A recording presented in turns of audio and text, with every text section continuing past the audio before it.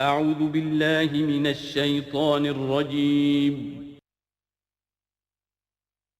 بسم الله الرحمن الرحيم.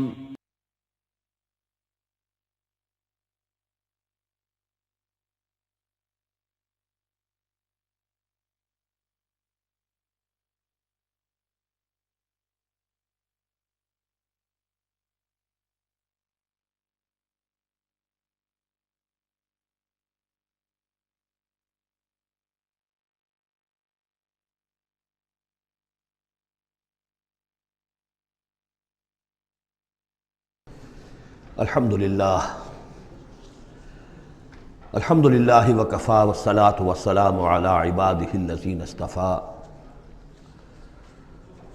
خصوصاً علی افضلہم وخاتم النبیین محمد الامین وعلی آلہ وصحبہ اجمعین. اما بعد فقد قال اللہ تبارک وتعالی کما ورد فی سورة المدثر: اعوذ باللہ من الشیطان الرجیم، بسم اللہ الرحمن الرحیم. یا ایہا المدثر قم فانذر وربک فکبر وثیابک فطہر والرجز فاہجر ولا تمنن تستکثر ولربک فاصبر. صدق اللہ العظیم. رب اشرح لی صدری ویسر لی امری واحلل عقدۃ من لسانی یفقہوا قولی. اللہم ربنا الہمنا رشدنا واعذنا من شرور انفسنا. اللہم ارنا الحق حقا وارزقنا اتباعہ وارنا الباطل باطلا وارزقنا اجتنابہ. اللہم ربنا زدنا ایمانا وہدا وعلما نافعا وعملا صالحا متقبلا. اللہم ربنا آنس وحشتنا فی قبورنا وارحمنا بالقرآن العظیم. اللہم اجعلہ لنا اماما ونورا وہدا ورحمہ. اللہم ذکرنا منہ ما نسینا وعلمنا منہ ما جہلنا وارزقنا تلاوتہ آناء اللیل واطراف النہار واجعلہ لنا حجتا یا رب العالمین آمین. سورۃ المدثر کے بارے میں ایک روایت یہ بھی ہے کہ اس کی جو پہلی 7 آیات ہیں یہ پہلی وحی ہے جو حضور پر نازل ہوئی، اور یہ ایک چونکہ صحابی کی رائے ہے لہذا اس کا ذکر کرنا مناسب ہے. لیکن یہ کہ یہ کنسنسس جس پر ہے وہ یہی ہے کہ یہ پہلی نہیں ہے، بلکہ پہلی وحی جو آپ پر آئی وہ سورہ علق کی ابتدائی 5 آیات ہیں. مغالطہ اس وجہ سے ہوا ہے کہ سورہ علق کہ نزول کے بعد جو اس کی آیات ہے شروع کی 5 اور اغلباً سورہ نون کی پہلی 7 آیات، پھر سورہ مزمل کی 10 آیات، ان کے نزول کے بعد پھر کچھ وقفہ رہا ہے. اس وقفے کے دوران جو ہے حضور پر خاصی طبیعت کے اندر بے چینی کی کیفیت طاری رہی. آپ چاہتے تھے کہ جلد از جلد یہ قرآن نازل ہو، لیکن اللہ تعالیٰ کی اپنی ایک مشیت تھی، اپنی حکمت کے تحت اس نے اس کا نظام بنایا تھا. اسی دوران میں اللہ تعالیٰ نے حضرت اسرافیل کو حضور کی تعلیم پر مامور کر دیا تھا. یعنی تعلیم جو ہے حضور کی وہ دنیاوی طریقے سے نہیں ہوئی کہ کسی کے سامنے زانو تلمس طے کیا ہو، الف باتا سیکھا ہو اور پھر اس کے بعد کتابیں پڑھی ہو. نہیں، اس اعتبار سے آپ امی محض تھے، دی ان لیٹرڈ ون. ہم یہ نہیں کہیں گے کہ آپ معاذ اللہ ثم معاذ اللہ جاہل تھے، نہیں، لیکن یہ کہ آپ نے اس طریقے سے تعلیم حاصل نہیں کی تھی جیسے کہ دنیا میں ہوتی ہے. لیکن یہ کہ شوق جو قرآن مجید کا آپ کو تھا اس کی وجہ سے آپ کو جلدی، اور جب یہ وقفہ ہوتا تھا تو بہت شاق گزرتا تھا. اور تعلیم اس دوران میں ہو رہی ہے حضرت اسرافیل کے ذریعے. پھر وہ واقعہ پیش آیا جو پہلے بھی میں آپ کو بتا چکا ہوں کہ حضور فرماتے ہیں کہ اپنی اسی شش و پن میں جب کہ مجھ پر صدمے کی کیفیت تھی، میں ایک روز غار حرا سے نیچے اتر رہا تھا کہ آواز آئی یا محمد. میں نے ادھر ادھر دیکھا، دائیں بائیں پیچھے، سامنے کوئی نظر نہیں آیا تو کچھ خوف سا طاری ہوا طبیعت پر، بربنائے طبع بشری. تھوڑی دیر چند قدم آگے گیا، پھر یا محمد، پھر وہی کیفیت ہوئی میرے ساتھ۔ اب زیادہ تشویش لاحق ہو گئی، کوئی نظر نہیں آ رہا، پکار رہا ہے کوئی۔ تیسری مرتبہ یا محمد کہا تو اچانک آپ کی نگاہ اٹھی تو حضرت جبرائیل، وہی فرشتہ کہ جو غار حرا میں آیا تھا، اس کو آپ نے دیکھا کہ وہ پورے افق پر اس طریقے سے ہے کہ پورا افق اس سے بھر گیا ہے، اصل ملک کی صورت میں دیکھا۔ غار حرا میں کس کیفیت میں آیا تھا یہ بعد میں آپ کو بتاؤں گا، لیکن یہ کہ وہ مشابہت تو ایسی تھی کہ حضور نے پہچان لیا کہ یہ وہی فرشتہ ہے جو غار حرا میں آیا تھا، لیکن یہ کہ شکل یہ بالکل مختلف، یہ اصل ملک کی شکل تھی جس کو دیکھا ہے آپ نے ان آنکھوں سے۔ تو اس پر آپ پر دہشت طاری ہوئی ہے اور آپ گھر آئے ہیں، اور آپ پر کپ کپ اسی طاری تھی جیسے پہلی وحی کے وقت ہوئی تھی کیفیت، وہی اس کے بعد بھی ہوئی ہے۔ پھر یہ سورہ مدثر کی یہ 7 آیات آپ پر نازل ہوئی ہے۔ تو اس حوالے سے یہ پہلی وحی ہے، لیکن پہلی وحی ہے پہلی فترت کے بعد، پہلا وقفہ جو ہوا وحی کے اندر، اس کے بعد پہلی وحی ہے۔ اور اس سے جیسا کہ میں آپ کو بتا چکا ہوں، آغاز ہوتا ہے حضور کی رسالت کا، جبکہ سورہ علق سے آغاز ہوا ہے حضور کی نبوت کا۔ آغاز نہیں کہنا چاہیے، ظہور ہوا ہے۔ نبی تو پیدائشی طور پر نبی ہوتا ہے، لیکن ظہور کا وقت ہوتا ہے جبکہ پھر وحی کا آغاز ہو۔ تو ظہور نبوت جو ہے وہ ہے سورہ علق کی آیات سے، اور یہ ہے در حقیقت کہ جس سے کہ آپ کی رسالت کا آغاز ہوا۔ اس کا جوڑا تھا سورہ مزمل، وہ ہم نے پڑھ لیا۔ کم سے کم یہ چیز دیکھ لیجئے کہ ان دونوں کا بھی آغاز بالکل یا ایھا المزمل یا ایھا المدثر، اے کمبل میں لپٹ کر لیٹنے والے اور اے لحاف میں یا کسی اور کپڑے میں لپٹ کر لیٹنے والے، قم، وہاں بھی قم، یہاں بھی قم، اب کھڑے ہو جاؤ۔ وہاں قیام اللیل، یہاں قیام النہار کہہ لیجئے اس کو۔ وہ رات کا قیام تھا، یہ دن کا قیام ہے۔ اس رات کے قیام سے آپ کے اندر روحانی ترقی کو بڑھانا مقصود تھا، تاکہ جو بھاری بوجھ آپ کے کندھوں پر یہ سورہ مدثر کی آیات کے حوالے سے آنے والا ہے، اگرچہ آپ معراج انسانیت میں پہلے سے فائز تھے، وَإِنَّكَ لَعَلَىٰ خُلُقٍ عَظِيمٍ، یہ تو ہم سورہ نون میں پڑھ چکے ہیں، لیکن یہ کہ اس بوجھ کو اٹھانے کے لیے عام انسانی اخلاق سے بھی بلندتر روحانی طاقت کی ضرورت تھی، اور وہ اسی طریقے سے پیدا ہو سکتی تھی کہ یہ قرآن مجید کو آپ خوب کوٹ کوٹ کر اپنے اندر اس کو داخل کیجئے، جذب کیجئے۔ رتل القرآن ترتیلا، ہیمر اٹ ڈاؤن۔ حالانکہ کتنا قرآن اس تک نازل ہوا تھا، مطلب repeat repeat and repeat and repeat, جیسے آپ زور زور سے کسی چیز کو ہیمر کرنے کے لیے ٹھوک رہے ہیں تو اس کو ہیمر کرتے ہیں۔ تو میں تو یہی لفظ استعمال کرتا ہوں، قرآن کو hammer it down into your heart, آپ کے دل میں، آپ کے پورے وجود میں یہ سرات کر جائے، جس کو اقبال نے خوبصورتی سے کہا، چوں بجاں در رفت جاں دیگر شود، جب جان کے اندر یہ قرآن سرایت کرتا ہے۔ اب یہ جو سورہ مدثر ہے، اس میں البتہ اس کی پہلی 3 آیات بڑی اہم ہیں، اور اس کو اچھی طرح سمجھ لیجئے۔ ایک ایک آیت کو سمجھیے، یا ایھا المزمل یا ایھا المدثر، ان دونوں سے ایک بات سمجھ لیجئے کہ حضور کی زندگی کا ایک خاص دور ہے جو ان کے پس منظر میں ہے، جب آپ پر غور و فکر کا، سوچ بچار کا غلبہ ہو گیا تھا۔ آپ ایک بڑے عملی انسان تھے، میں آپ کو بتا چکا ہوں، بچپن اسرت میں گزرا ہے، پھر لڑکپن، اور پھر اور جو ہے جس کو ہم کہتے ہیں ڈالوسنس، وہ بھی سخت مشقت میں گزری ہے۔ پھر آپ نے کاروبار کیا ہے تو ایک سمجھیے کہ ملازم کی حیثیت سے یا عامل کی حیثیت سے کیا ہے، سرمایہ آپ کے پاس تو تھا نہیں، سرمایہ دوسروں کا ہوتا تھا۔ پھر ایسا ہوا ہے کہ اللہ تعالیٰ نے حضرت خدیجہ رضی اللہ تعالیٰ عنہا کا جو رجحان پیدا کر دیا، شادی ہو گئی، تو کم سے کم یہ کہ دنیاوی اعتبار سے، مالی اعتبار سے آپ اب اطمینان بخش صورت پیدا ہو گئی۔ پھر آپ نے کاروبار کیا، کھل کر کاروبار کیا، لیکن اچانک حضرت عائشہ صدیقہ فرماتی ہیں جب آپ کی عمر شریف 40 برس کے لگ بھگ ہوئی تو آپ کے اندر خلوت گزینی محبوب ہو گئی، حبب الیہ خلا، ملنا جلنا اب طبیعت مائل نہیں ہے۔ پہلے ہم کہہ سکتے ہیں کسی طور سے ایکسٹروورٹ انداز بھی تھا، لیکن اب اس کا وہ بیلنسنگ پارٹ آ رہا ہے انٹروورٹ کا، اب غور و فکر اندرونی۔ میرے نزدیک ایک ہی فرد نوع بشر ہے جو کلیتاً بیلنسڈ ہے، انٹروورٹ اور ایکسٹروورٹس کے درمیان، اور وہ محمد الرسول اللہ ہے، ایک ہی ہے۔ بہرحال اس پر جو دور آیا سوچ بچار کا، تو جو آپ غار حرا میں جا کر بیٹھتے تو کیا کرتے تھے؟ الفاظ حدیث میں آئے ہیں، حضرت عائشہ سے جو منقول ہے، کانا یتحنس فی، وہاں کچھ عبادت کرتے تھے۔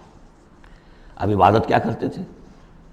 تو شارحین حدیث کا اس پر اتفاق ہے کہ کانا تحنس ہی تعبد ہی فی غار حرا التفکر والاعتبار، غور و فکر، سوچ بچار، یہ کیا ہے،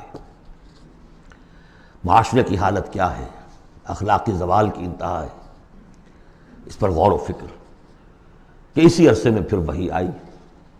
اس پر ایک اور، اس غور و فکر پر ایک تشویش، ایک بوجھ، ایک ذمہ داری کا احساس، یہ دو چیزیں جب مل گئیں تو اب آپ کی طبیعت میں جب کسی شخص کے اوپر اس طرح سے تفکر کا غلبہ ہو جائے، متفکر ہو جائے وہ، اور وہ پھر کہیں کمبل لیا لیٹ گئے، کہیں اور اسی طریقے سے، تو یہ جو سوچ بچار کا دور تھا اس کی گویا کہ تعبیر کی گئی، یا ایھا المزمل قوم، اب کھڑے ہو جاؤ۔ یہ سوچ بچار کا دور اب ختم ہو جانا چاہیے، اب آپ کی عملی زندگی کا آغاز ہے۔ یا ایھا المدثر قم، وہ قیام اللیل، یہ قیام النہار۔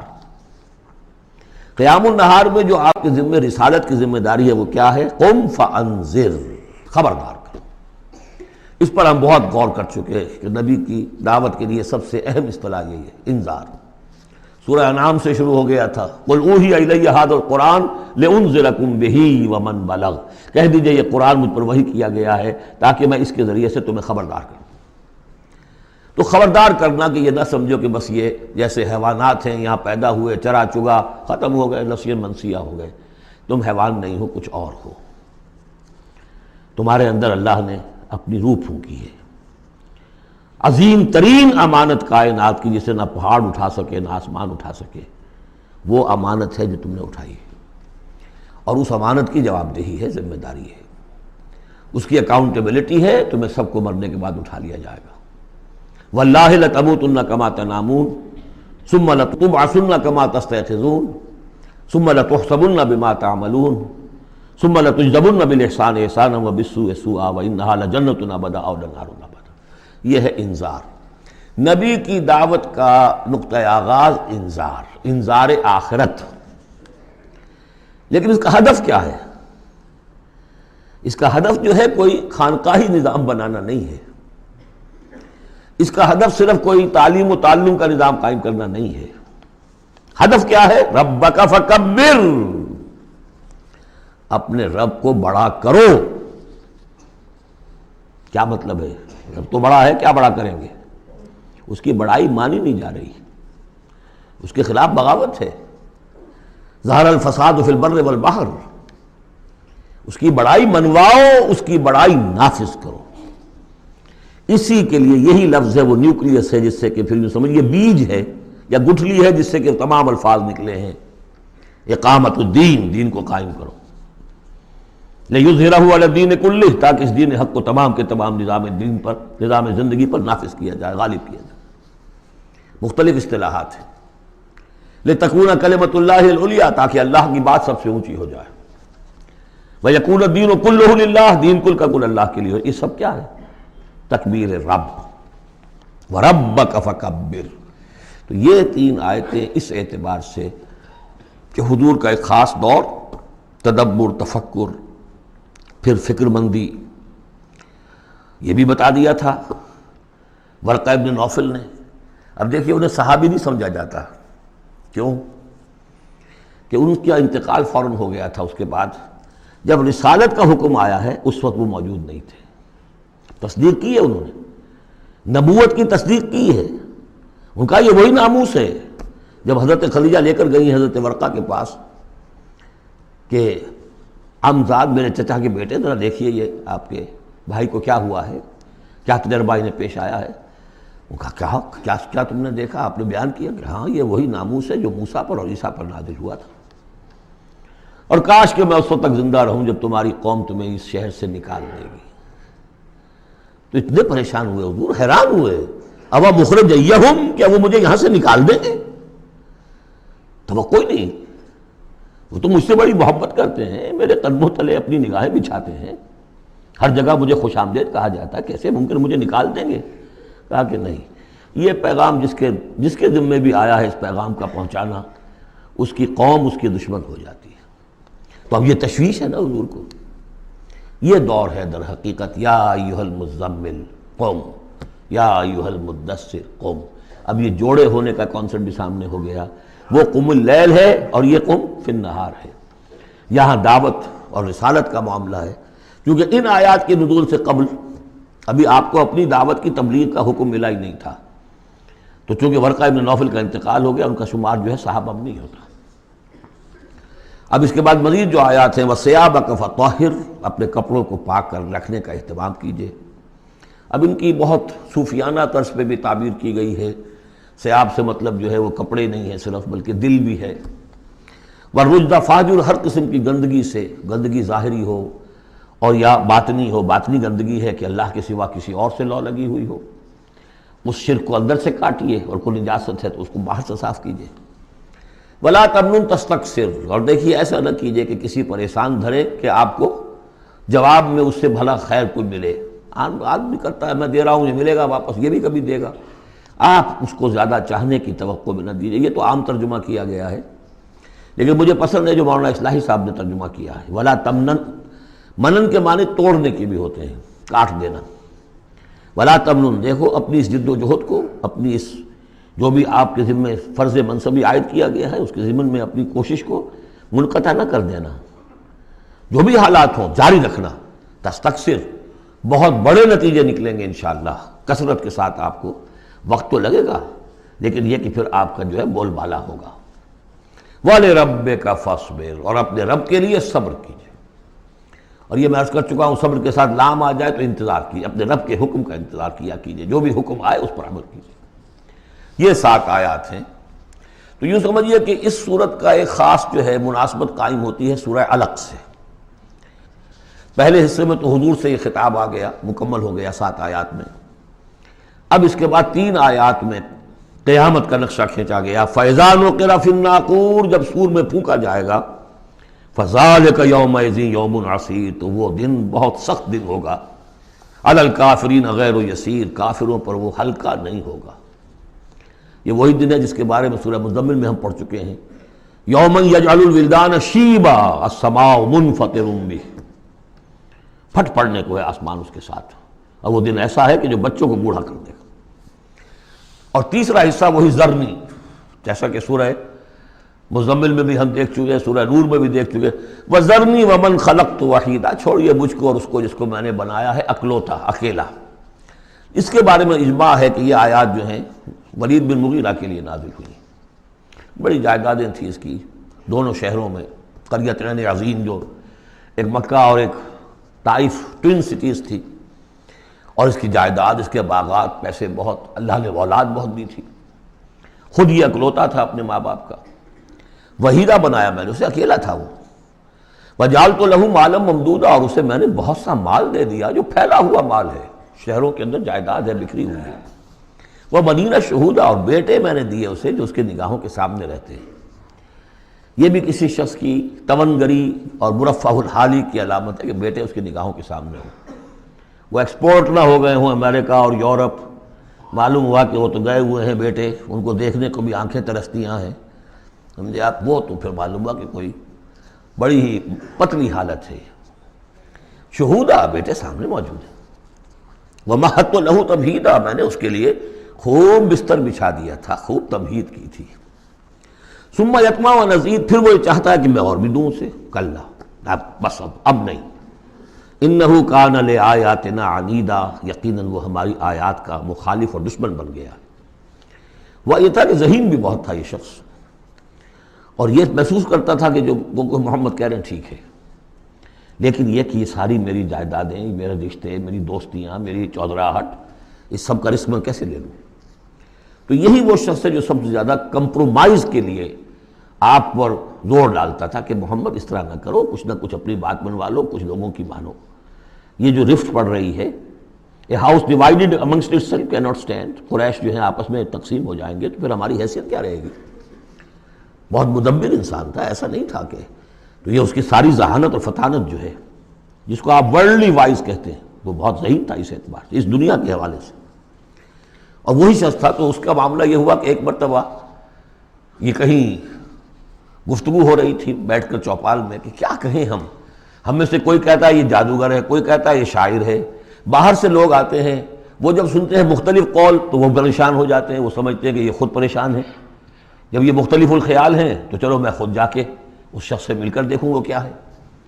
تو اس سے بہتر یہ کہ ہم ایک کریں، ایک بات کہیں۔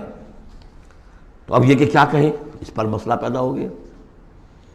تو اب یہ کہ یہ گیا تھا حضور کے پاس بات کرنے، اور وہاں انہیں کچھ اندیشہ ہوا کہ یہ تو کچھ اثر ہو گیا، معلوم ہوتا بدل گیا۔ یہ واپس آیا ہے، پوچھا کہ کیا خیال ہے، کیا ہم اسے کہیں کہ شاعر ہے؟ کہ نہیں، میں شاعروں سے مجھ سے خوب واقف ہوں، جو محمد کلام پیش کر رہے ہیں وہ شعر نہیں ہے، شاعر نہیں، کچھ اور چیز۔ اچھا ہم کاہن کہہ دیں انہیں؟ کہ نہیں نہیں، میری کاہنوں سے تعلقات ہیں، دوستیاں ہیں، میں جانتا ہوں کاہنوں کا کردار کیسا ہوتا ہے، کاہن کے قول کیسا ہوتا ہے، وہ ذو معنیین بات کرتے ہیں، ادھر بھی لگ جائے ادھر بھی لگ جائے، یہ کرتا ہے دو ٹوک بات۔ تو پھر کیا کہیں؟ ان کو یہ سمجھ میں آیا کہ یہ تو گیا، اس پر تو جادو چل گیا محمد کا۔ لیکن اس نے جب تیور دیکھے تو کہا، یہ کہا جا سکتا ہے کہ یہ جادو ہے جو منقول ہے، پیچھے سے چلا آ رہا ہے۔ اب یہ جو اس کی گفتگو میں جو اس کی رد و قدا ہوئی ہوگی، ضمیر نے ملامت کی، کچھ اس نے ضمیر کو دبایا، کچھ اپنی مصلحتوں کو سامنے رکھ کر جو بات، اس کا ایک نقشہ کھینچا گیا ہے یہاں، فصاحت و بلاغت کی انتہا ہے۔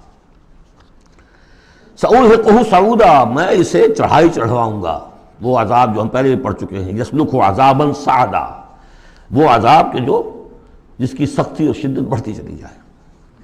انہ فکر وقدر، اس نے غور کیا، کچھ اندازہ کیا کہ حق کو ماننے کا کیا نتیجہ نکلتا ہے، نہ ماننے کا کیا نتیجہ نکلتا ہے، وہ بیلنس بنا رہا ہے اپنے ذہن میں۔ انہ فکر وقدر فقتل کیف قدر، تو ہلاک ہو جائے، کیسا غلط اس نے اندازہ ٹھہرایا۔ ثم قتل کیف قدر، پھر ہلاک ہو جائے، کیسا غلط اندازہ ٹھہرایا۔ ثم نظر، پھر اس نے ذرا دیکھا، جیسے کہ کہہ رہا غور و فکر، لوگ دیکھیں غور و فکر کر رہا ہے۔ ثم عبس وبصر، پھر ذرا وہ اپنا منہ بسورا اور ماتھے کے اوپر بھی کچھ وہ بل لے آیا۔ ثم ادبر واستکبر، اور پھر ذرا اس نے تکبر کے ساتھ اپنی پیچھے کو مڑا۔ فقال ان ھذا الا سحر یؤثر، اس نے کہا نہیں بس ٹھیک ہے، یہ جادو ہے جو چلا آ رہا ہے، محمد کا کلام جو ہے جادو ہے، جادو اثر تو ہے۔ ان ھذا الا قول البشر، لیکن ہے بہرحال یہ انسانی کلام، یہ جو محمد کا دعویٰ ہے کہ یہ اللہ کا کلام ہے، یہ نہیں۔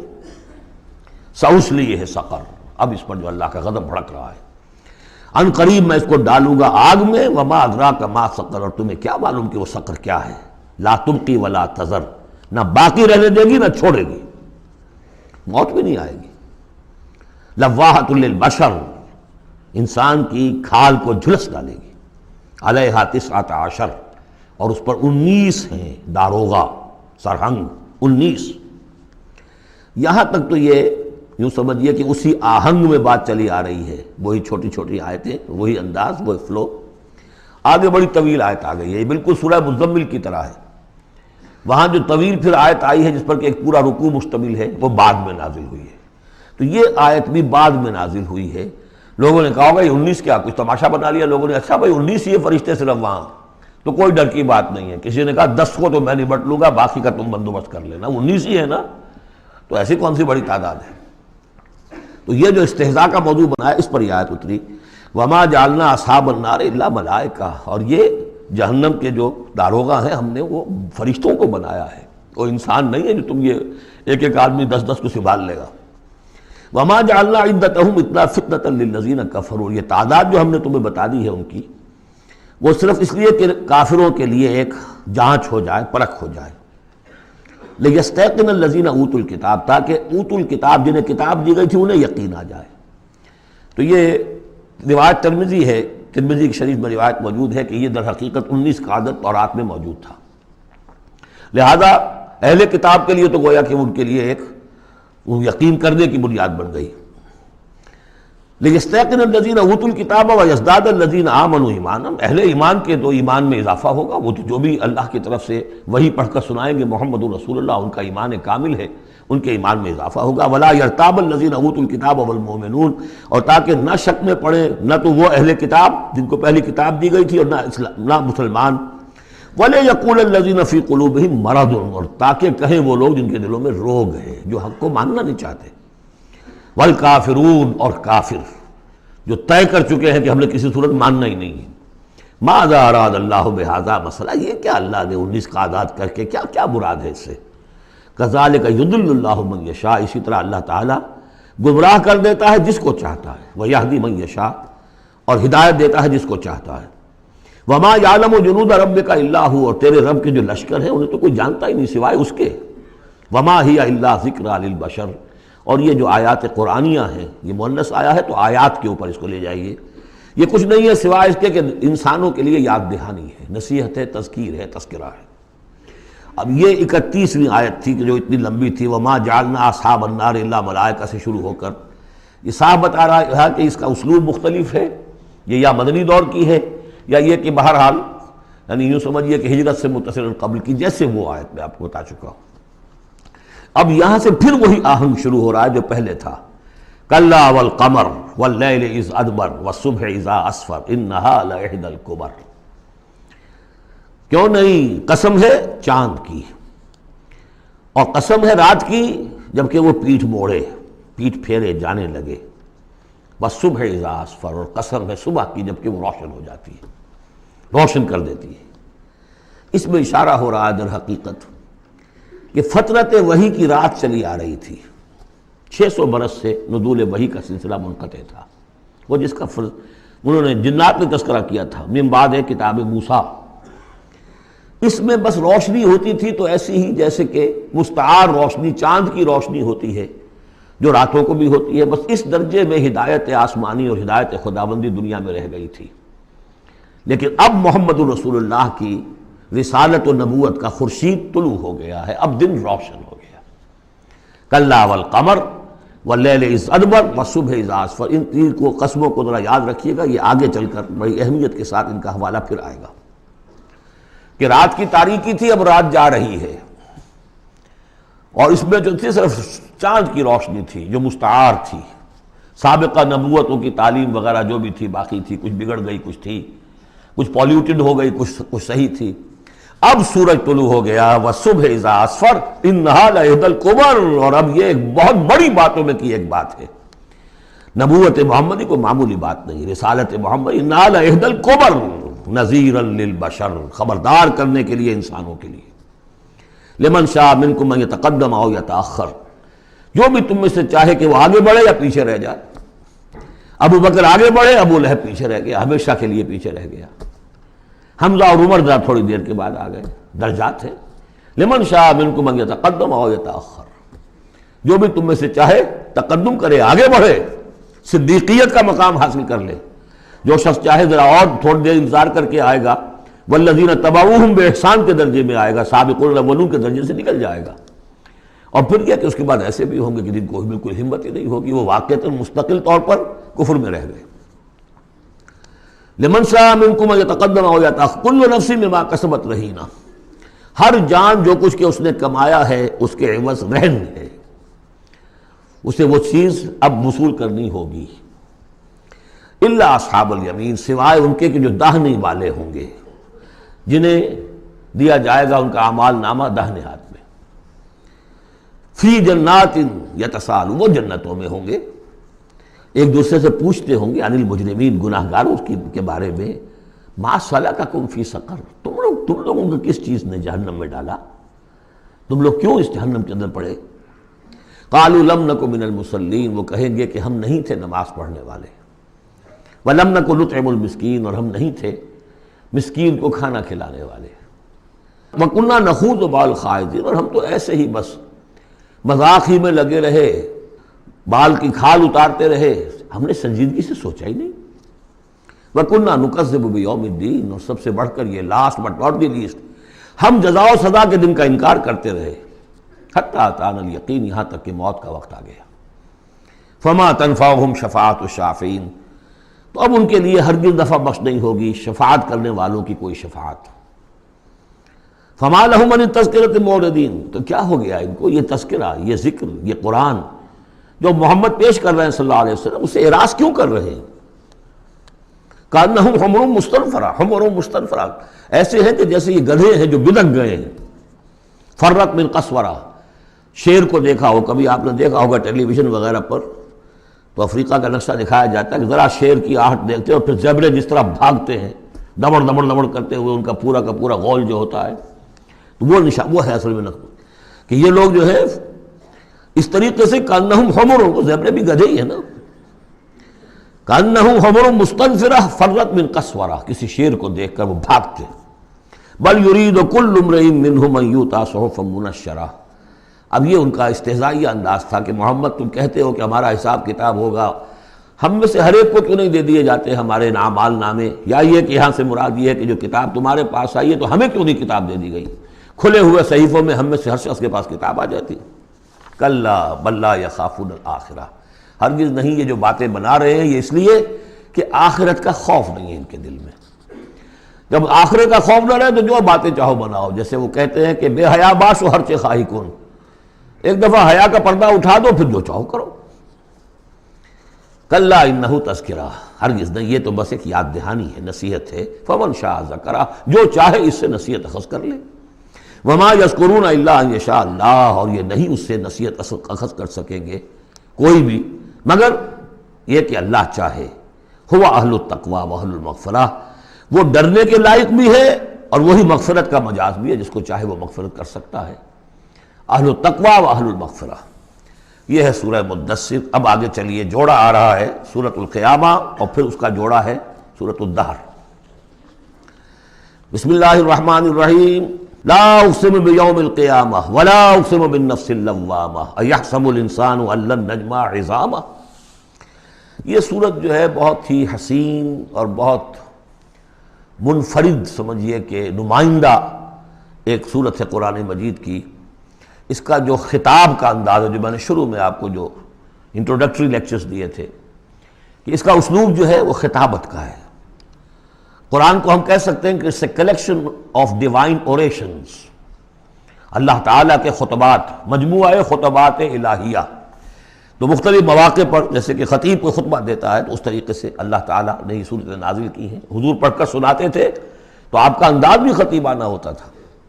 حدیث میں آتا ہے کہ جب آپ خطبہ دیتے تھے تو آپ کی آواز بلند ہو جاتی تھی، اعلیٰ صوتہ احمرت عیناہ، آنکھیں سرخ ہو جاتی تھی، اور آپ اس طریقے سے خطبہ دیتے تھے جیسے کہ کوئی سپہ سالار اپنے فوجیوں کو للکار رہا ہے، بڑھا رہا ہے کہ لڑو اور آگے بڑھو، یہ انداز ہوتا تھا۔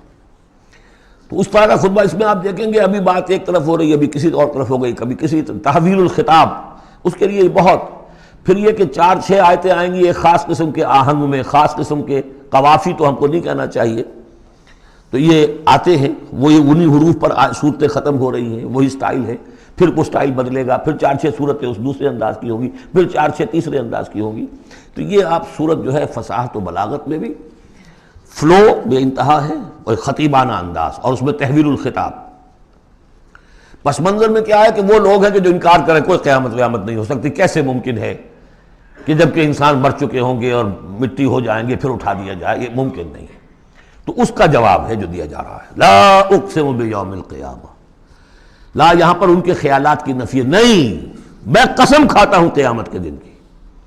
تمہیں شک ہے اور مجھے اتنا یقین ہے کہ میں قسم کھا رہا ہوں قیامت کے دن کی۔ ولا، اور پھر نہیں، اقسم بالنفس اللوامہ، میں قسم کھاتا ہوں نفس لوامہ کی۔ نفس لوامہ کون سا نفس ہے انسان میں، جسے ہم ضمیر کہتے ہیں، کانشنس، ملامت کرنے والا دل۔ مائی کانشنس از بائٹنگ می، میرا ضمیر مجھے ملامت کر رہا ہے۔ کوئی آپ برا کام کرتے ہیں تو ضمیر اندر سے کچھ شے ہے، تو کیوں ہے یہ؟ اگر کوئی نیکی نہیں، بدی نہیں، تو یہ اندر کی خرش کیوں ہو جاتی ہے؟ اور اگر یہ نیکی ہے اور بدی ہے تو کوئی اس کا نتیجہ نکلنا چاہیے کہ نہیں؟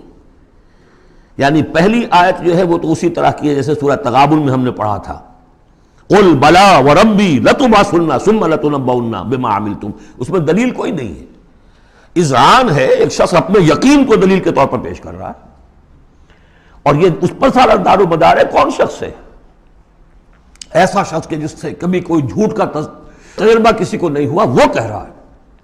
سیرت و کردار جو ہے محمد رسول اللہ کی، وہ گویا کہ دلیل کی حیثیت رکھتی ہے اس قول کے پیچھے. لا اقسم بیوم القیامہ ولا اقسم بالنفس اللوامہ، یہ تمہارے اندر موجود ہے قیامت کی دلیل، تمہارا ضمیر، تمہارا کانشنس. ایحسب الانسان ان لن نجمع عظامہ، کیا انسان یہ گمان کرتا ہے ہم اس کی ہڈیاں جمع نہیں کر سکیں گے؟ بلا قادرین، کیوں نہیں، ہم پوری طرح قادر ہیں. علی ان نسوی بنانہ، یہاں کنہ محذوف سمجھنا چاہیے. بلا کنہ قادرین علی ان نسوی بنانہ، بس کہ ہم اس کی ایک ایک پور کو برابر کر دیں گے. بل یرید الانسان لیفجر امامہ، اصل سبب جو ہے آخرت کے انکار کا وہ یہ ہے کہ انسان چاہتا ہے کہ فسق و فجور جس کا عادی ہو گیا اسے جاری رکھے، حرام خوری چھوڑنی نہیں. جس عیش کا خوگر ہو گیا ہوں اس کو چھوڑ نہیں سکتا. قیامت کو مانوں گا تو پھر دیکھنا پڑے گا کیا غلط ہے، کیا صحیح ہے، کیا جائز ہے، کیا ناجائز ہے. اس لیے جیسے کہ بلی کو دیکھ کر کبوتر آنکھ بند کر لے، اب ظاہر بات ہے کہ وہ بلی تو نہیں ختم ہو جائے گی، تو در حقیقت یہ قیامت سے آنکھیں چراتے ہیں، آنکھیں بند کر رہے ہیں، اس لیے کہ انہیں پتا ہے کہ ہم نے کیا آگے بھیجا ہے اور آگے بھی کرنے کا وہی ارادہ ہے. بل یرید الانسان لیفجر امامہ یسأل ایان یوم القیامہ، پوچھتا ہے بڑے استہزائی انداز میں، اچھا جی کب ہوگا یہ قیامت کا دن؟ تو جواب بھی اسی انداز میں ہے، یوم ہم علی النار یفتنون کی طرح. فرمایا فاذا برق البصر، جب وہ قیامت آئے گی نگاہیں چندھیا جائیں گی. خسف القمر، چاند بے نور ہو جائے گا، یا یہ کہ چاند دھس جائے گا سورج کے اندر. وجمع الشمس والقمر، اور سورج اور چاند یکجا کر دیے جائیں گے. یہ جو ہے کشش ثقل کا جو باہمی ثقل ہے ان کروں کا، اس کے نظام میں ذرا سی کہیں گڑبڑ ہو اور پھر تو یہ سب کے سب ایک دوسرے سے ٹکرائیں گے. فَإِذَا بَرِقَ الْبَصَرُ وَخَسَفَ الْقَمَرُ وَجُمِعَ الشَّمْسُ وَالْقَمَرُ يَقُولُ الْإِنسَانُ يَوْمَئِذٍ أَيْنَ الْمَفَرُّ، یہی انسان اس دن کہے گا ہے کوئی جگہ بھاگ جانے کی؟ کلا، نہیں، لا وزر، کوئی ٹھکانہ نہیں ہے. اِلَىٰ رَبِّكَ يَوْمَئِذٍ الْمُسْتَقَرُّ، اس دن تو تمہیں اپنے رب ہی کے حضور میں جا کھڑے ہونا ہے. يُنَبَّأُ الْإِنسَانُ يَوْمَئِذٍ بِمَا قَدَّمَ وَأَخَّرَ، اور جتلا دیا جائے گا انسان کو اس دن جو کچھ اس نے آگے بھیجا ہوگا، جو پیچھے چھوڑا ہوگا. ہم اعمال نیک ہوں یا بد ہوں اس کا کچھ حصہ آگے بھیج دیتے ہیں اپنی زندگی میں، کچھ اس کے پیچھے جو اثرات چلتے ہیں اس کا حساب بھی بعد میں جاری رہتا ہے. وہ ڈیبٹ کریڈٹ جو ہے ہمارے کھاتے میں ہوتا رہے گا. تم نے یہ نیک کام شروع کیا تھا، آگے آگے پھیل رہا ہے، تو جو اور اس کام میں شریک ہے ان کا اجر بھی رہے گا، پورا رہے گا، ان کے اجر میں سے کمی نہیں ہوگی، لیکن اتنا ہی حساب آپ کے کام میں بھی درج ہوتا رہے گا. اسی طریقے سے کسی نے برا کام شروع کیا تھا، جب تک جہاں تک اس کے اثرات جائیں گے تو انسان کو بتا دیا جائے گا یہ تو آپ نے اپنی موت سے پہلے آگے ہی بھیج دیا تھا، یہ تو آپ کے وہ اعمال ہیں، اور یہ ذرا وہ ہے پیچھے اس کے جو اثرات ہیں. بل الانسان علی نفسہ بصیرہ، اور انسان کو تو جتلانے کی ضرورت بھی نہیں ہوگی کہ بتایا جائے، ہر انسان کو خود معلوم ہوگا کہ میں کتنے پانی میں ہوں. انسان اپنے نفس پر خود بصیرت رکھتا ہے. وَلَوْ أَلْقَىٰ مَعَاذِيرَ، چاہے کتنے ہی وہ بہانے پیش کرے. ہوتا ہے کہ انسان کوئی شخص جو ہے بڑا چرب زبان ہے اور وہ اپنے آپ کو بالکل ریشنلائز کر لیتا ہے اپنے طرز عمل کو، میں نے ٹھیک کیا، صحیح کیا، کوئی غلط بات نہیں ہے، کوئی عذرات موجود ہیں، تو معترضین کی تو زبان بند ہو جاتی ہے، اب کچھ نہیں کہہ سکتے. لیکن یہ کہ اس کا دل اس کو بتا رہا ہوتا ہے کہ تو جھوٹا ہے. بل الانسان علی نفسہ بصیرہ ولو القیٰ معاذیرہ لا تحرک بہ لسانک لتعجل بہ، عجلت والا مضمون یہ بالکل ابتدا میں یہاں آیا تھا. اے نبی آپ اس قرآن کے، اب دیکھیے اب گفتگو حضور سے شروع ہو گئی.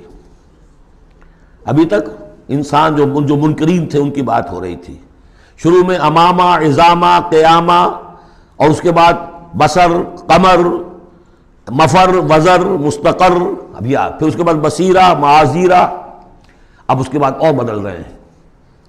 لا تحرک بہ لسانک لتعجل بہ، آپ اس قرآن کے ذریعے سے قرآن کے ساتھ اپنی زبان کو تیزی سے حرکت نہ دیں کہ جلدی سے آپ اس کو یاد کر لیں. ان علینا جمعہ وقرآنہ، ہمارے ذمے ہے اس کو جمع کر دینا اور پڑھوا دینا. جمع بھی کر دینا کہ اس میں سے کوئی حصہ جو ہے آپ بھولیں نہیں، اور قرآن اب اس کی ترتیب بھی ہم بتاتے جائیں گے کہ اب جو وحی آئی ہے اس کو کہاں رکھنا ہے، تاکہ اس کی ترتیب معین ہو جائے۔ فَإِذَا قَرَأْنَاهُ فَاتَّبِعْ قُرْآنَهُ، پھر جب ہم پڑھوائیں اس کو جس ترتیب سے، اسی کی پیروی کیجیے گا۔ یہ ترتیب وہ ہے ترتیب مصحف جس کے تحت کہ قرآن مرتب کیا گیا، اور ہم مانتے ہیں کہ یہ ترتیب نزول کی نہیں ہے، نزول کے ساتھ ہی اللہ تعالیٰ کا حکم آتا تھا کہ اب یہ وحی فلاں جگہ ہوگی۔ ثم ان علینا بیانہ، پھر ہمارے ذمے ہے اس کو واضح کر دینا بھی، جیسے کہ ہم دیکھ چکے ہیں قرآن مجید کی تبیین کرتا ہے۔ سورہ نساء میں 2 احکام کے بارے میں آئے گا، یستفتونک، اور حالانکہ وہ حکم آ چکا ہے سورہ نساء میں پہلے، لیکن لوگوں نے سوال کیا قل اللہ یفتیکم فی الکلالہ، تو جاؤ اللہ واضح کر دیتا ہے، تم پر ابھی واضح نہیں ہوئی کلالہ کی بات، لو واضح کر دیتا ہے۔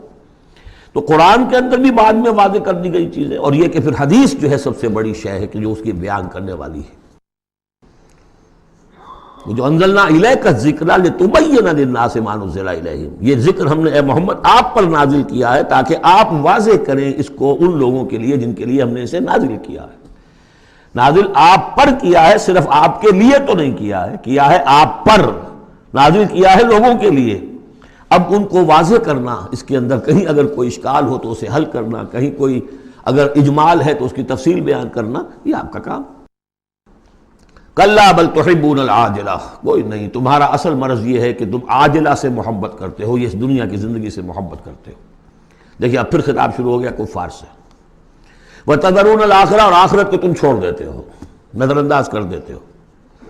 وجوہ یومئذ ناظرہ، حالانکہ بہت سے چہرے اس دن ہوں گے تر و تازہ، میدان قیامت میں کھڑے ہوں گے تو جیسے اسکول چلڈرن کھڑے ہوتے ہیں اپنا رزلٹ سننے کے لیے، تو بعضوں کے چہرے کھلے ہوتے ہیں، پہلے سے معلوم ہے انہیں کیا کچھ کر کے آئے تھے، اور بعض کے چہروں کے اوپر دھواں ہے، اس لیے ہے کہ انہیں پتا ہے کہ کیا ہی کچھ نہیں تھا، فیل تو ہونا ہی ہونا ہے، تو چاہے اب رزلٹ ڈکلیئر نہیں ہوا، رزلٹ ان کے چہروں پر لکھا ہوا ہے۔ تو وجوہ یومئذ ناظرہ، بہت سے چہرے ہوں گے تر و تازہ، الی ربہا ناظرہ، اپنے رب کی طرف دیکھتے ہوئے۔ اس میں بعض لوگوں نے یہ کہا ہے کہ ناظرہ سے مراد ہے انتظار کر رہے ہوں گے اپنے رب کی رحمت کا، اس لیے کہ رؤیت باری تعالیٰ جو ہے وہ تو ممکن نہیں ہے کہ میدان حشر میں ہو جائے، لیکن میرے نزدیک انہی حضرات کی رائے زیادہ صائب ہے جو سمجھتے ہیں کہ رؤیت ہوگی۔ اہل ایمان کو عین میدان حشر میں بھی ایک درجے کی رؤیت باری تعالیٰ سے مشرف کیا جائے گا، یہ مضمون آ جائے گا سورہ مطففین میں، واضح ہو جائے گا۔ اس کے برعکس وجوہ یومئذ باسرہ، بہت سے چہرے ہوں گے اس روز سوکھے ہوئے، اترے ہوئے، اداس، تظن ان یفعل بہا فاقرہ، ان کو یقین ہوگا کہ اب ان کے ساتھ وہ سلوک ہوگا جو ان کی ریڑھ کی ہڈیاں توڑ کے رکھ دے گا۔ کلا اذا بلغت التراقی، اب ایک نقشہ دکھایا جا رہا ہے، ایک تو بڑی قیامت ہے، فَإِذَا بَرِقَ الْبَصَرُ وَخَسَفَ الْقَمَرُ وَجُمِعَ الشَّمْسُ وَالْقَمَرُ يَقُولُ الْإِنسَانُ يَوْمَئِذٍ أَيْنَ الْمَفَرُّ، ایک تو وہ ایک قیامت ہے جو فرد کی قیامت ہے، موت جب آتی ہے، قیامت صغریٰ۔ کلا اذا بلغت التراقی، جب یہ جان آ کے پھنس جاتی ہے ہنسلیوں میں۔ وقیل من راق، کہا جاتا ہے کوئی جھاڑ پھونک کرنے والا۔ بڑے بڑے ریشنلسٹ بھی اس مرحلے پر آ کر، بابا ڈاکٹروں نے جواب دے دیا، حکیموں نے جواب دے دیا، چلو کوئی تعویذ گنڈا کچھ ہو، کہیں سے کوئی جھاڑ پھونک کوئی تو ہو، کسی طریقے سے ہو، تو آخری درجے میں وہ بھی انسان چیخ پکار کر لیتا ہے، قیل من راق، ہے کوئی جھاڑ پھونک کرنے والا۔ وظن انہ الفراق، اور گمان ہو گیا اس کو کہ اب تو فراق ہے، جانا ہے، یہ گھر بھی چھوڑنا ہے جو بڑے چاؤ سے بنایا تھا، اور یہ آل اولاد کو بھی چھوڑ کر جانا ہے۔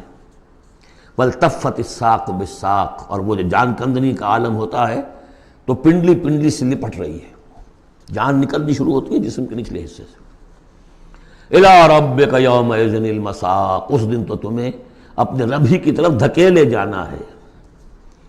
پھر بدل گئے قوافی، فلا صدق ولا صلی، تو نہ اس نے تصدیق کی نہ نماز پڑھی، ولیکن کذب وتولی، بلکہ جھٹلا دیا اور پیٹھ موڑ لی۔ تصویر لفظی ہے جو نقشہ اس وقت ہوتا تھا۔ ثم ذهب الی اہلہ یتمطى، اور پھر چلا اپنے گھر والوں کے پاس اکڑتا ہوا جا رہا ہے، حضور کی بات کو تو نظر انداز کر دیا، امشو، چلو چلو یہاں سے، واسبروا علی آلہتکم، صبر کرو، جا کے جمے رہو اپنے آلہہ پر۔ ذهب الی اہلہ یتمطى، اولیٰ لک فاولیٰ ثم اولیٰ لک فاولیٰ، افسوس ہے تجھ پر اور افسوس ہے تجھ پر، اور پھر افسوس ہے تجھ پر اور پھر افسوس ہے تجھ پر۔ ایحسب الانسان ان یترک سدی، کیا انسان یہ سمجھتا ہے کہ اسے یوں ہی چھوڑ دیا جائے گا؟ کوئی باز پرس نہیں، کوئی حساب کتاب نہیں، کوئی جواب طلبی نہیں، کوئی اجر نہیں، کوئی سزا نہیں، کوئی جزا نہیں۔ الم یکن نطفۃ من منی یمنی، کیا نہیں تھا وہ ایک گندے پانی کی بوند جو ٹپکائی گئی؟ ثم کان علقا، پھر وہ ایک جوک کے مانند تھا کہ جو رحم مادر کے دیوار کے ساتھ چمٹی ہوئی تھی۔ علقۃ فخلق فسوی، پھر اسی کو اس نے بنایا، اسی میں نقش و نگار بنا دیے، اسی میں آنکھیں آ گئیں، اسی میں کان آ گئے، اسی میں کیا کیا بنایا۔ فی ظلمات ثلاث، تین پردوں کے اندر۔ فجعل منہ الزوجین، اسی سے بنا دیے، کسی کو نر، کسی کو مادہ، کسی کو مؤنث، کسی کو مذکر۔ الیس ذلک بقادر علی ان یحیی الموتى، عقل کے اندھو یہ سوچو وہ ہستی جو یہ سب کچھ کر رہی ہے وہ اس پر قادر نہیں ہوگی کہ مردہ کو زندہ کر دے؟ جو تمہارا مشاہدہ ہے گندے پانی کی ایک بوند سے، افلاطون بھی اسی سے آ گیا، اور بقراط بھی، اور سقراط بھی، اور ظاہر بات ہے انبیاء بھی وہیں سے آئے ہیں۔ کہاں سے آئے ہیں؟ ایک ہی استثناء ہے نا، حضرت عیسیٰ علیہ السلام کا، باقی تو سب کہاں سے آئے؟ وہیں سے آئے۔ سارے اولیاء اللہ کہاں سے آئے؟ وہیں سے آئے۔ گندے پانی کی بوند، اس سے کیا کچھ وہ بناتا ہے۔ تو تمہارا یہ خیال ہے کہ وہ مردہ کو زندہ نہیں کر سکے گا، اتنا عاجز ہو گیا۔ افعینا بالخلق الاول بل ہم بالخلق الجدید۔ اس کے بعد جیسا کہ یہ سوال ہے، بلا کیوں نہیں؟ پروردگار یقیناً الیس ذلک بقادر بلا نشہد انک قادر علی ان تحیی الموتى، ہم اس پر گواہ ہیں۔ سورۃ الدہر۔ اب دیکھیے جس مضمون سے سورہ قیامہ ختم ہوئی تھی، جوڑا وہاں سے شروع ہو رہا ہے۔ بسم اللہ الرحمن الرحیم، هل اتى علی الانسان حین من الدہر لم یکن شیئا مذکورا، کیا انسان پر نہیں آیا تھا ایک وقت ایسا بھی، اس دہر میں سے، اس زمانے میں سے انسان نکلا ہے نا۔ قلزم ہستی سے تو ابرا ہے مانند حباب، تو قلزم ٹائم، اس ٹائم کا بھی ایک بہت بڑا سمندر ہے، اسی سے ہم ابھر کر آئے ہیں۔ هل اتى علی الانسان حین من الدہر لم یکن شیئا مذکورا، قابل ذکر شے ہی نہیں تھا وہ۔ کوئی پسند کرتا ہے اس کا ذکر کرنا؟ اب کیا کرے، قرآن میں تو لفظ آتا ہے، اس کو ہمیں ترجمہ کرنا پڑتا ہے، ورنہ ظاہر بات ہے کہ آدمی پسند بھی نہیں کرتا کہ اس کا ذکر کیا جائے۔ اس چیز سے لم یکن شیئا مذکورا، وہ شے جو زبان پہ لانے کے لائق نہیں ہے، اس سے پیدا کیا گیا۔ انا خلقنا الانسان من نطفۃ امشاج، ہم نے انسان کو پیدا کیا ہے ملے جلے نطفے سے۔ اب بتائیے کہ اس کو کیا سمجھا ہوگا پہلے، جبکہ معلوم نہیں تھا۔ امشاج، ملا جلا، مرد کی طرف سے سپرمیٹوزوان آ رہا ہے، ماں کی طرف سے اووم آ رہا ہے، ان دونوں کے اجتماع سے پھر وہ زائگوٹ وجود میں آتا ہے۔ نبتلی ہے، اور پھر اس کو ہم مختلف ادوار میں سے گزار رہے ہیں، نطفہ اور علقہ اور مضغہ، ہم الٹتے پلٹتے رہے اسے، یا اس کا یہ مطلب یہ بھی ہے کہ ہم نے یہ تخلیق کی ہے اسے جانچنے کے لیے، پرکھنے کے لیے، ابتلا کے لیے۔ فَجَعَلْنَاهُ سَمِيعًا بَصِيرًا، پھر ہم نے اس کو بنا دیا سننے والا، دیکھنے والا۔ اِنَّا هَدَيْنَاهُ السَّبِيلَ، اور پھر ہم نے اسے راہ سجھا دی۔ فطرت کے اندر وہ راہ کی ہدایت موجود ہے، ایمان ہے ہماری روح کے اندر۔ ہدیناہ السبیل، ہم نے وہ راستہ دکھایا ہوا ہے اس کو، اندھا بہرا نہیں بھیجا دنیا کے اندر۔ ایک اسے ظاہری آنکھ دی ہے، ایک باطنی آنکھ بھی دی ہے اسے، روح پھونکی ہے اس میں۔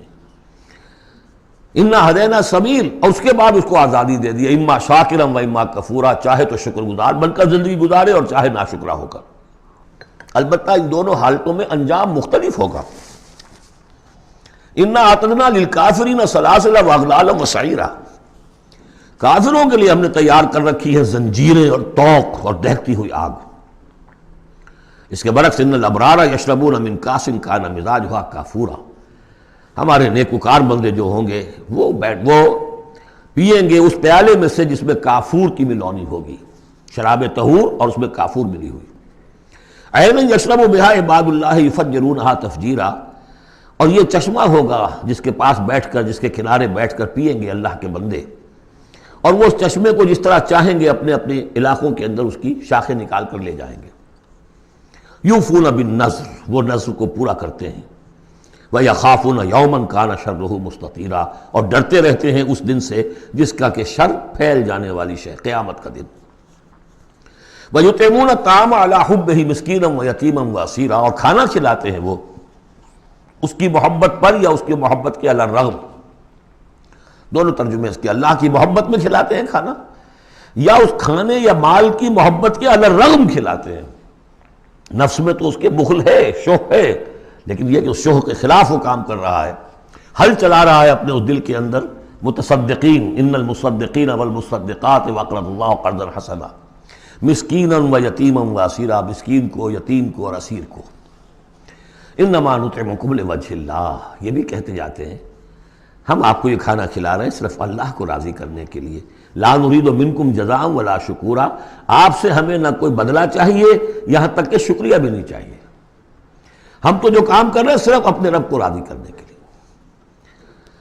انا نخاف من ربنا یوما عبوسا قمطریرا، ہمیں ڈر ہے اپنے رب کی طرف سے ایک ایسے دن کا کہ جس کی اداسی جو ہے وہ بڑی سختی ہوگی۔ قمطریرا، عبوساً قمطریرا کہتے ہیں کسی شخص کو جس کے چہرے پہ کبھی مسکراہٹ آتی نہ ہو، منہ سے قمطریرا ہے، وہ دن ایسا ہوگا کہ اس دن کسی کے چہرے پر مسکراہٹ نظر نہیں آئے گی۔ فوقاہم اللہ شر ذلک اليوم، تو اس دن کے شر سے اللہ تعالیٰ اپنے ان بندوں کو بچا لے گا۔ ولقاہم نظرۃ وسرورا، اور ان کو ملاقات کرا دے گا، ان کے لیے تو اب جو وہاں پر استقبال کرنے والی ہوگی تر و تازگی اور سرور اور مسرت۔ وجزاہم بما صبروا، اور بدلہ دے گا انہیں ان کے صبر کا، جو انہوں نے صبر کیا دنیا میں، حلال پر اکتفا کی، اپنے فرائض ادا کیے، چاہے فاقے آ گئے، چاہے جان دینی پڑ گئی، تو اس کے ان صبر کے بدلے میں انہیں ملے گا جنت رہنے کے لیے، حریر ریشم پوشاک کے لیے پہننے کے لیے، متکئین فیہا علی الارائک، بیٹھے ہوئے ہوں گے اس میں تختوں کے اوپر، لا یرون فیہا شمسا ولا زمہریرا، نہیں دیکھیں گے اس میں کوئی سختی نہ دھوپ کی اور نہ ٹھر کی۔